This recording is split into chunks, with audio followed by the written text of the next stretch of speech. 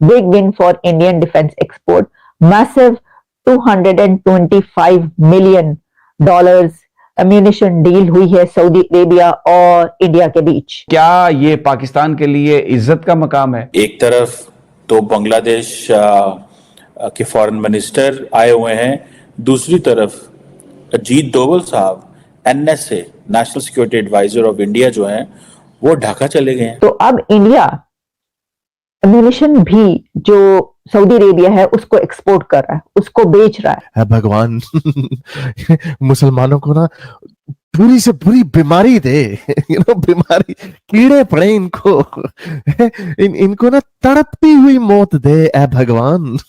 हमें ये याद रखना चाहिए कि फॉरेन ऑफिस की जानिब से एक बड़ी प्रेस कॉन्फ्रेंस की गई जिसमें उन्होंने बताया कि कितने टारगेट सेल जो है, स्लीपर सेल जो है भारत की तरफ से लॉन्च किए गए हैं पाकिस्तान में, और वो टारगेट किलिंग में मुलविस हैं और वो बम धमाकों में मुलविस हैं। डॉक्टर जयशंकर से तो फॉरेन मिनिस्टर मिले, लेकिन मोदी साहब का पैगाम लेके डोवल साहब जो हैं वो ढाका पहुंच गए। ये होता है तरीकेकार दुनिया में रहने का, ये होता है तरीकेकार डील करने का, ये होता है तरीकेकार मिनिस्टर्स को ऐसे होना चाहिए कि जब वो बस ठान लें तो फिर वो करके दिखाए। उन्होंने करके दिखा दी। सच बात यह है कि ये 14 अरब डॉलर का नया बजट लाके पाकिस्तान के मुंह पे एक थप्पड़ मारा इंडिया ने। सऊदी अरेबिया जो है वो अब उस तरफ जा चुका है, इंडिया की तरफ।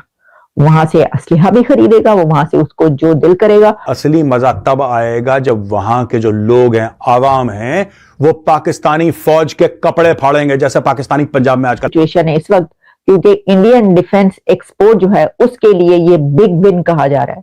Big win for Indian defence export. Massive $225 million ammunition deal हुई है सऊदी अरेबिया और इंडिया के बीच। तो अब इंडिया अम्यूनिशन भी जो सऊदी अरेबिया है उसको एक्सपोर्ट कर रहा है, उसको बेच रहा है, सेल कर रहा है। और सऊदी अरेबिया अब एक खरीदार बन चुका है इंडिया का, जिसमें वो उससे बहुत बड़ी अमाउंट देकर वो खरीदेगा।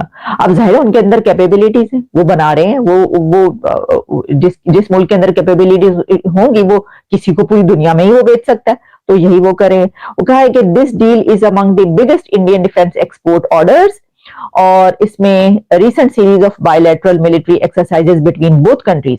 आपको याद होगा मैंने 1 दिन या 2 दिन पहले प्रोग्राम किया था जिसमें मैंने आपको बताया था कि भाई जो वहां पे एक्सरसाइजेस हो रही हैं और एक ऐसे एरिया में हो रही हैं जो कुछ ही किलोमीटर के फासले पे है पाकिस्तान के बॉर्डर से, वहां पर इंडिया और सऊदी अरेबिया की जो मिलिट्री एक्सरसाइजेज इकट्ठे हो रही है। तो मैंने कहा कि भाई ये जो मिलिट्री टू मिलिट्री ताल्लुकात होते थे ये तो कभी पाकिस्तान और इंडिया के हुआ करते थे, एक ही हो रहा है कि पाकिस्तान को छोड़ के वो पतली गली से इंडिया की तरफ निकल गए। वो कह रहे हैं बस बहुत हो गया। अब देखें जैसा कि राहील शरीफ तो उनकी फौज को पता नहीं ऐसा कहते थे कि उनकी फौज को ही कमान करें, हट करें। भाई किसी मुल्क की फौज को तो आप किसी मुल्क और किसी और मुल्क का वो आर्मी चीफ नहीं हेड कर सकता, लेकिन बहरहाल वो एक बहुत बड़ी पोस्ट पर वहां पर, और उनकी फौज को ट्रेनिंग देने के हवाले से तो पाकिस्तान की बहुत ज्यादा सर्विसेज, बहुत, लेकिन वो बहुत जो है वो अब बहुत कम हो चुकी हैं। इसकी वजह ये उसके बीच में कौन आ चुका है? रकीब रूसिया यानी कि रकीब वो है, कौन है आप समझ सकते हैं, पाकिस्तान का रकीब इंडिया। इंडिया ने कहा भाई फाइन ताड़िया सीधी दे दे, ये है। तो हमारे पास तो इतनी कैपेबिलिटीज है, make in India, made in India, कौन कौन सा वो क्या क्या नहीं बना रहे। अच्छा इसमें जो है फिर इसमें ये किया गया है कि बाकायदा ट्वीट्स हुई हैं। MIL signed a contract worth 225 million USD for supply of artillery ammunition to Kingdom of Saudi Arabia through its partner Nadra Company। और ये जो है वो उसमें फिर और भी सारी उन्होंने बातें बताई, और उसमें भी ये बताया गया है कि ये अभी कुछ अर्सा पहले जो टॉक्स जो हैं इस सिलसिले में हुई थी, और ख़ास तौर पर इस सिलसिले में उन्होंने जो है वो बिगेस्ट इंडियन डिफेंस ऑर्डर जो है वो काफी दोनों के बीच बायलैटरल टॉक्स जो होती रही उसके अंदर ये सोचा गया, और उसमें ये कोशिशें की जा रही थी इस तरीके से कि बहुत अच्छे ताल्लुकात हों। तो उसके बाद जो है वो उन टॉक्स का नतीजा ये निकला कि उन्होंने ये एक एक्सपोर्ट जो बड़ी है वो अब सऊदी अरेबिया के पास जा चुकी है।